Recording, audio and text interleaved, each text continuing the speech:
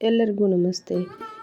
ನಾಳೆ ಡಿಸೆಂಬರ್ 7 ಚಂಪಾಷಷ್ಠಿಯ ದಿನ ಶಿವಪಾರ್ವತಿಯರ ಮಗನಾದ ಷಣ್ಮುಖ ಮತ್ತು ಸುಬ್ರಹ್ಮಣ್ಯ ಹಾಗೆ ಗಣೇಶನ ಅಣ್ಣನಾದ ಸುಬ್ರಹ್ಮಣ್ಯನ ಆರಾಧನೆಗೆ ತುಂಬ ಒಳ್ಳೆಯ ದಿನವಂತಲೇ ಹೇಳ್ಬೋದು. ಹಾಗೆ ಈ ಪೂಜೆಯ ವಿಧಾನ ಮತ್ತು ಪೂಜೆಯ ಮಹತ್ವ, ಪೂಜೆಯ ಹಿನ್ನೆಲೆ, ಆರಾಧನೆಯ ಹಿನ್ನೆಲೆಯನ್ನು ಈ ವಿಡಿಯೋದಲ್ಲಿ ತಿಳಿಸ್ಕೊಡ್ತೀನಿ. ಬನ್ನಿ ಹಾಗಾದರೆ ವಿಡಿಯೋನ ಶುರು ಮಾಡೋಣ. ವಿಡಿಯೋ ಶುರು ಮಾಡೋದಕ್ಕಿಂತ ಮುಂಚೆ ಯಾರ್ಯಾರು ನನ್ನ ಚಾನಲ್ನ ಸಬ್ಸ್ಕ್ರೈಬ್ ಮಾಡ್ಕೊಂಡಿಲ್ಲ ಪ್ಲೀಸ್ ಸಬ್ಸ್ಕ್ರೈಬ್ ಮಾಡ್ಕೊಳ್ಳಿ, ಲೈಕ್ ಮಾಡಿ ಅಂತ ಹೇಳ್ತಾ, ಸುಬ್ರಹ್ಮಣ್ಯ ದೇವರ ಆರಾಧನೆ ಅಂದರೆ ಚಂಪಾಷಷ್ಠಿ ಆರಾಧನೆ ಅಂತಲೇ ಹೇಳಲಾಗುತ್ತದೆ. ಯಾಕಂದರೆ ಚಂಪಾ ಹೂಗಳು ಅಂದರೆ ತುಂಬಾ ಸುಬ್ರಹ್ಮಣ್ಯ ದೇವರಿಗೆ ಇಷ್ಟ ಆದ ಒಂದು ಪುಷ್ಪ ಅಂತಲೇ ಹೇಳ್ಬೋದು. ಸ್ವಾಮಿ ಸುಬ್ರಹ್ಮಣ್ಯ ದೇವರಿಗೆ ಚಂಪಾ ಪುಷ್ಪ ಅಂದರೆ ತುಂಬಾ ಪ್ರಿಯವಾದ ಒಂದು ಪುಷ್ಪ ಆಗಿರುತ್ತದೆ. ಯಾಕಂದರೆ ಆ ದಿನ ಚಂಪಾಷಷ್ಠಿ ದಿನ ಚಂಪಾ ಪುಷ್ಪದ ಆರಾಧನೆಯಿಂದ ತುಂಬಾ ಒಳ್ಳೆಯದು. ಹಾಗೆ ಆ ಒಂದು ಪೂಜೆ ಮಾಡೋದರಿಂದ ತುಂಬಾ ಒಳ್ಳೆಯದಾಗುತ್ತೆ ಅಂತಲೇ ಹೇಳಲಾಗುತ್ತೆ. ಮತ್ತು ಶಿವಪಾರ್ವತಿಯರ ಪುತ್ರನಾದ ಷಣ್ಮುಖನು ಅಂದರೆ ಇವರಿಗೆ ಸ್ಕಂದ, ಕಾರ್ತಿಕೇಯ, ಸುಬ್ರಹ್ಮಣ್ಯ ಸ್ವಾಮಿ ಅಂತ ಹೇಳಿ ಆರಾಧನೆ ಮಾಡಲಾಗುತ್ತೆ. ಸುಬ್ರಹ್ಮಣ್ಯ ಷಷ್ಠಿ ದಿನವಂದು ಕರ್ನಾಟಕದಲ್ಲಿ ತುಂಬ ಕಡೆ ರಥೋತ್ಸವ ಕೂಡ ನಡೆಯುತ್ತೆ. ಹಾಗೆಯೇ ಚಂಪಾಷಷ್ಠಿಯ ಮಹತ್ವ ಏನಂದರೆ, ತನ್ನ ತಂದೆ ಅಂದರೆ ತಾಯಿ ಪಾರ್ವತಿ ದೇವಿಯ ತಂದೆ ದಕ್ಷ ಪ್ರಜಾಪತಿಯಾದ ತನ್ನ ಪತಿಯ ಶಿವಪರಮಾತ್ಮರಿಗೆ ಅವಮಾನವಾಯಿತೆಂದು ಸತಿ ಯಜ್ಞಕುಂಡಕ್ಕೆ ಹಾರಿ ಪ್ರಾಣವನ್ನು ಆಹುತಿ ಮಾಡಿಕೊಳ್ತಾರೆ. ಆ ದುಃಖದಲ್ಲಿ ಶಿವಪರಮಾತ್ಮರು ನೊಂದುಕೊಂಡು ಜ್ಞಾನದಲ್ಲಿ ಮಗ್ನರಾಗುತ್ತಾರೆ. ಈ ವೇಳೆಯನ್ನು ನೋಡಿ ರಾಕ್ಷಸರ ಉಪಟಳ ಹೆಚ್ಚಾಗುತ್ತದೆ. ಆಗ ತಾರಕಾಸುರನೆಂಬ ರಾಕ್ಷಸನು ಬ್ರಹ್ಮದೇವರನ್ನು ಕುರಿತು ತಪಸ್ಸು ಮಾಡಿ, ಆಗ ಬ್ರಹ್ಮದೇವರು ತನಗೆ ಶಿವನ ತಪಸ್ಸು ಮಾಡಿದಾಗ ತಮಗೆ ಯಾವ ವರ ಬೇಕೆಂದು ಕೇಳಿದಾಗ, ಶಿವಪುತ್ರರಿಂದ ಮಾತ್ರ ನನಗೆ ಸಾವು ಬರಬೇಕು ಎಂದು ತಾರಕಾಸುರ ಬೇಡಿಕೊಳ್ಳುತ್ತಾನೆ. ಬ್ರಹ್ಮದೇವರು ಕರುಣಿಸಿದ ವರದಿಂದ ತಾರಕಾಸುರ ಎಂಬ ರಾಕ್ಷಸನು ಅವನ ಪ್ರಭಾವ ಮತ್ತು ಕೊಬ್ಬಿನಿಂದ ತುಂಬಿಕೊಂಡು ದೇವತೆಗಳನ್ನು ಅಂದರೆ ದೇವಲೋಕದ ಸ್ವರ್ಗಲೋಕದ ದೇವತೆಗಳ ಮೇಲೆ ದಾಳಿಯನ್ನು ಮಾಡ್ತಾ ಇರ್ತಾನೆ. ಅದೇ ಸಮಯದಲ್ಲಿ ಸತಿಯೂ ಆದ ತಾಯಿ ಪಾರ್ವತಿಯ ರೂಪದಲ್ಲಿ ಮರುಜನ್ಮ ತಾಳಿ ಮತ್ತು ಶಿವಪರಮಾತ್ಮರನ್ನು ಪತಿಯಾಗಿ ಪಡೆಯಲು ತಪಸ್ಸನ್ನು ಮಾಡ್ತಾ ಇರುತ್ತಾರೆ. ಆ ದಿನವೊಂದೇ ಶಿವಪರಮಾತ್ಮರು ಮತ್ತು ತಾಯಿ ಪಾರ್ವತಿ ದೇವರು ತಪಸ್ಸಿಗೆ ಕುಳಿತಾಗ ರಾಕ್ಷಸರ ಉಪಟಳ ಹೆಚ್ಚಾಗಿ ಸ್ವರ್ಗದ ದೇವಾನುದೇವತೆಗಳು ಒಂದು ಕುತಂತ್ರ ಮಾಡಿ, ಹಾಗೆ ಕಾಮದೇವರನ್ನು ಅಂದರೆ ಮನ್ಮಥ ಕಾಮದೇವನನ್ನು ಹೂವಿನ ಬಾಣದಿಂದ ಶಿವನ ಒಂದು ತಪಸ್ಸನ್ನು ಭಗ್ನ ಮಾಡಿ ಶಿವನನ್ನು ತಪಸ್ಸಿನಿಂದ ಎಬ್ಬಿಸಿ ತಮ್ಮ ಕೋರಿಕೆಯನ್ನು ಅಂದರೆ ತಮಗೆ ಕಾಟ ಕೊಡುವುದು ಅಂದರೆ ತಾರಕಾಸುರನ ಕಾಟವನ್ನು ಶಿವಪಾರ್ವತಿಯರೊಂದಿಗೆ ಚರ್ಚಿಸಿ ನಮ್ಮನ್ನು ಕಾಪಾಡಿ ಅಂತ ಹೇಳ್ತಾರೆ. ಹಾಗೆಯೇ ಇತ್ತ ದೇವಾನುದೇವತೆಗಳ ಕಷ್ಟಗಳನ್ನೆಲ್ಲ ತಿಳಿದು ಶಿವಪಾರ್ವತಿಯರು ಮತ್ತೆ ಮರುಮದುವೆಯಾಗಿ ಹಾಗೆ ಸುಬ್ರಹ್ಮಣ್ಯ ಕೂಡ ಜನಿಸುತ್ತಾರೆ. ಮತ್ತು ಮಯೂರ ವಾಹನರಾದ ಸುಬ್ರಹ್ಮಣ್ಯ ದೇವರಿಗೆ ಈ ದಿನದಂದು ತುಂಬಾ ವಿಶೇಷವಾಗಿ ಆರಾಧನೆಯ ಪೂಜೆಗಳು ಕೂಡ ನಡೆಯುತ್ತವೆ. ಆ ದಿನದಂದೇ ಸ್ವಾಮಿ ಸುಬ್ರಹ್ಮಣ್ಯ ದೇವರು ತಾರಕಾಸುರನ ಜೊತೆ ಯುದ್ಧ ಮಾಡಿ ಅವನನ್ನು ವಧೆ ಮಾಡಿ ವಿಜಯಶಾಲಿ ಆಗುತ್ತಾರೆ.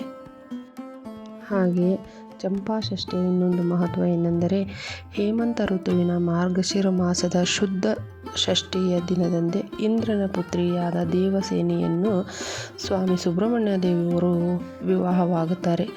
ಈ ದಿನವನ್ನು ಸುಬ್ರಹ್ಮಣ್ಯನ ಮದುವೆಯಾದ ದಿನವೆಂದು ಕೂಡ ಹೇಳಲಾಗುತ್ತೆ. ಈ ದಿನದಂದು ಕುಕ್ಕೆ ಸುಬ್ರಹ್ಮಣ್ಯದಲ್ಲಿ ತುಂಬ ವಿಜೃಂಭಣೆಯಿಂದ ಸ್ವಾಮಿ ಸುಬ್ರಹ್ಮಣ್ಯ ದೇವರ ಆರಾಧನೆಯು ಕೂಡ ಜರುಗಿರುತ್ತೆ. ಹಾಗೆಯೇ ಚಂಪಾಷಷ್ಠಿಯ ದಿನ ಶಿವ ಮತ್ತು ಪಾರ್ವತಿಯರ ಆರಾಧಿಸುವುದು ತುಂಬಾ ವಿಶೇಷತೆಯಾಗಿರುತ್ತದೆ. ಯಾಕೆಂದರೆ ಪುರಾಣ ಕಥೆಗಳ ಪ್ರಕಾರ ಬ್ರಹ್ಮದೇವರಿಂದ ವರವನ್ನು ಪಡೆದ ಮಲ್ಲ ಎಂಬ ಮತ್ತು ಮಣಿ ಮತ್ತು ಮಲ್ಲ ಎಂಬ ರಾಕ್ಷಸರು ಕೂಡ ತೀವ್ರ ಉಪಟಳವನ್ನು ಕೊಡ್ತಾ ಇರುತ್ತಾರೆ ಎಲ್ಲ ದೇವಾನುದೇವತೆಗಳಿಗೆ. ಹಾಗೆ ಎಲ್ಲ ದೇವಾನುದೇವತೆಗಳು ಬಂದು ಶಿವಪಾರ್ವತಿಯರಲ್ಲಿ ನಮ್ಮನ್ನು ಕಾಪಾಡಿ ಎಂದು ಕೇಳಿಕೊಳ್ಳುತ್ತಾರೆ. ಅದೇ ರೀತಿಯಾಗಿ ಶಿವಪಾರ್ವತಿಯರಿಬ್ಬರು ಮೈಲಾರಲಿಂಗೇಶ್ವರನ ಅವತಾರ ತಾಳಿ ಭೂಲೋಕಕ್ಕೆ ಬಂದು ಮಣಿ ಮತ್ತು ಮಲ್ಲನ ಜೊತೆ 6 ದಿನಗಳ ಕಾಲ ಸತತವಾಗಿ ಯುದ್ಧ ಮಾಡಿ ಅವರಿಬ್ಬರನ್ನು ವಧಿಸಿದಾಗ ಇವರಿಗೂ ಕೂಡ ಅಂದರೆ ಶಿವಪಾರ್ವತಿಯರಿಗೂ ಕೂಡ ಈ ದಿನದಂದು ತುಂಬಾ ಪೂಜೆ ಮತ್ತು ಆರಾಧನೆಗಳು ನಡೆಯುತ್ತವೆ. ಚಂಪಾಷಷ್ಠಿಯ ದಿನದಂದು ಶಿವಪಾರ್ವತಿಯರಿಗೆ ಹಾಲಿನ ಅಭಿಷೇಕ ಹಾಗೂ ಸ್ವಾಮಿ ಸುಬ್ರಹ್ಮಣ್ಯ ದೇವರಿಗೂ ತುಂಬ ಆರಾಧನೆಗಳು ಪೂಜೆಗಳನ್ನು ಕೂಡ ಸಲ್ಲಿಸಲಾಗುತ್ತದೆ. ಅದೇ ರೀತಿಯಾಗಿ ನಮಗೆ ಇಷ್ಟವಾದ ಶಿವನ ದೇವಾಲಯವಾಗಿರಲಿ ಹಾಗೆ ವಿಷ್ಣು ದೇವರ ದೇವಾಲಯವಾಗಿರಲಿ ನಾವು ಹೋಗಿ ದೇವರ ದರ್ಶನ ಪಡೆಯುವುದು ತುಂಬಾ ಒಳ್ಳೆಯದು ಅಂತ ಹೇಳಲಾಗುತ್ತದೆ. ಮೊದಲನೆಯದಾಗಿ ಈ ವರ್ಷದ ಚಂಪಾಷಷ್ಠಿಯು ಡಿಸೆಂಬರ್ 7, 2024ರಂದು ಶನಿವಾರದಂದು ಆಚರಿಸಲಾಗುತ್ತೆ. ಬೆಳಗ್ಗೆ ಬೇಗನೆ ಎದ್ದು ಮಡಿಯಿಂದ ಸ್ನಾನವನ್ನು ಮಾಡಿ ದೇವಸ್ಥಾನಕ್ಕೆ ಹೋಗಿ ನಮಗೆ ಇಷ್ಟವಾದ ವಿಷ್ಣುವಿನ ದೇವಸ್ಥಾನವಾಗಲಿ ಗಣೇಶನ ದೇವಸ್ಥಾನಕ್ಕೆ ಹೋಗಿ ಮೊದಲಿಗೆ ಮನೆಯಲ್ಲಿ ಕೂಡ ಆದ್ರೂ ಪರವಾಗಿಲ್ಲ ಗಣೇಶನನ್ನು ಪೂಜೆ ಮಾಡಿ ಹಾಗೆ ನಾಗರಕಲ್ಲಿಗೆ ಹಾಲನ್ನು ಇರುವುದು ತುಂಬಾ ಬಹುಮುಖ್ಯವಾದ ಅಂಶವಾಗಿರುತ್ತದೆ. ಈ ದಿನದಂದು ಸುಬ್ರಹ್ಮಣ್ಯ ದೇವರು ಕೂಡ ಹಾಲಿನ ಅಭಿಷೇಕ ಹಾಗೆ ಈ ದಿನದಂದು ಸ್ವಾಮಿ ಸುಬ್ರಹ್ಮಣ್ಯನ ಆರಾಧನೆಯ ಜೊತೆಗೆ ಹಲವು ಕಡೆ ರಥೋತ್ಸವವು ಕೂಡ ಆಗ್ತಾ ಇರುತ್ತದೆ. ಅದೇ ರೀತಿಯಾಗಿ ತಂದೆ ಸುಬ್ರಹ್ಮಣ್ಯ ದೇವರು ಈ ರೀತಿಯಾಗಿ ಪೂಜಿಸುವುದರಿಂದ ಬೇಡಿದ ವರಗಳನ್ನು ತಕ್ಷಣವೇ ಈಡೇರಿಸುತ್ತಾರೆ ಎಂಬ ಅಪಾರ ನಂಬಿಕೆಯೂ ಕೂಡ ಇದೆ. ಅದೇ ದಿನ ರಥೋತ್ಸವ ದಿನದಂದು ಅಂದರೆ ಕುಕ್ಕೆ ಸುಬ್ರಹ್ಮಣ್ಯದಲ್ಲಿ ರಥೋತ್ಸವದ ದಿನದಂದು ಗರುಡನ ಆಗಮನ ಕೂಡ ಆಗುತ್ತದೆ. ರಥದ ಸುತ್ತಲೂ ಕೂಡ 3 ಸುತ್ತು ಹಾಕಿ ಗರುಡ ಪ್ರದಕ್ಷಿಣೆಯನ್ನು ಹಾಕುತ್ತಾನೆ ಎಂದು ಕೂಡ ಹೇಳಲಾಗುತ್ತದೆ. ನಾವುಗಳು ಪೂಜಿಸುವ ಯಾವುದೇ ಪೂಜೆ ಆಗಿರಲಿ ಆರಾಧನೆಯಾಗಿರಲಿ ದೇವರ ಮೇಲೆ ಅಪಾರ ನಂಬಿಕೆಯನ್ನು ಇಟ್ಟು ಪೂಜಿಸುವುದರಿಂದ ನಮ್ಮ ಈಡೇರಿಕೆಗಳು ತುಂಬ ಬೇಗನೆ ನೆರವೇರುತ್ತದೆ. ಹಾಗೆಯೇ ದೇವರ ಆಶೀರ್ವಾದ ಕೂಡ ನಮ್ಮ ಮೇಲೆ ಸದಾ ಇರುತ್ತದೆ ಎಂದು ಹೇಳಲಾಗುತ್ತದೆ. ಈ ದಿನದಂದು ಶಿವಪಾರ್ವತಿಯರು ಮತ್ತು ಶಿವಪಾರ್ವತಿಯರ ಮಕ್ಕಳಾದ ಸುಬ್ರಹ್ಮಣ್ಯ ಹಾಗೂ ಗಣೇಶನಿಗೆ ತುಂಬಾ ವಿಶೇಷವಾದ ಪೂಜೆ ಇರುತ್ತದೆ. ಈ ಪೂಜಾ ಫಲವು ಯಾರಿಗೆ ವಿವಾಹ ತಡವಾಗಿರುತ್ತದೆ ವಿವಾಹ ಜರುಗುತ್ತದೆ ಹಾಗೆ ಸಂತಾನ ಪ್ರಾಪ್ತಿಯಾಗುತ್ತದೆ.